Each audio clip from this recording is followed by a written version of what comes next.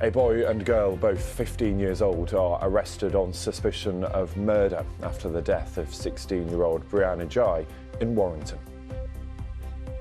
People in England are going without prescriptions as a way of saving money, according to the Royal Pharmaceutical Society. The year of the debt crisis. Good morning. That's how one charity is describing 2023. It says a tidal wave of people need their help. We spend the day with a support worker. We're already there. Should we have a look at the front pages? You're all ahead of me this morning. This is The Guardian, leading on analysis from Labour on government spending, reporting that spending on government-issued credit cards has risen by 70% since 2010. Conservatives have branded the analysis a political stunt.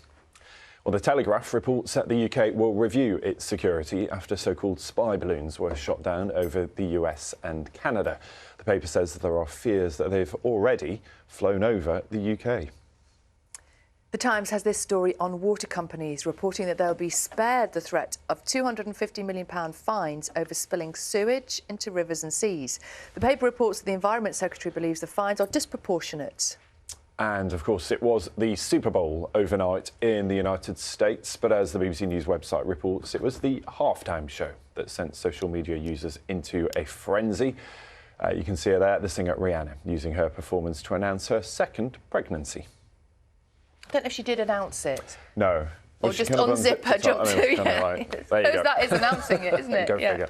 This morning's front pages, and the Metro reports on the findings of a cross-party group of MPs that BBC chairman Richard Sharp wasn't sufficiently transparent about his dealings with Boris Johnson in the lead-up to his appointment.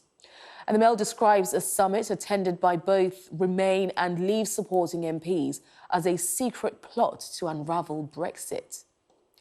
According to the Financial Times, Taiwanese officials have said that they're very accustomed to having Chinese spy balloons enter their airspace, as they have in the US and Canada in recent days. The Telegraph understands the Ministry of Defence is to conduct a review into the security of the UK's own airspace following the recent incidents elsewhere. While the eye hears that Rishi Sunak could soon face a rebellion from within his own Conservative ranks over the government's handling of sewage in rivers. And the Times says supporters of the former Prime Minister Liz Truss are set to urge the Chancellor to boost growth through tax cuts. I have a feeling that's not really going to cut through, do you? And the Prime Minister offers his thanks to the Sun readers who've raised £1 million for victims of the earthquakes in Turkey and Syria. While the Express has a report on the challenges elderly people face in securing the care that they need. Now, the Mirror says NHS workers suffering from long COVID face losing their jobs as ministers cut off their support. And the Guardian carries criticism from Labour over how the government spends its own in-house expenses, allegedly using taxpayers' money on luxury trips and meals, which Amanda was just talking about just now. And the Star tells us that the UK will be hotter than Paris tomorrow, which is, of course, Valentine's Day. Phew la la, that headline there. And if you want to see any of those front pages again or read those stories, just scan the QR code, which is on your screen.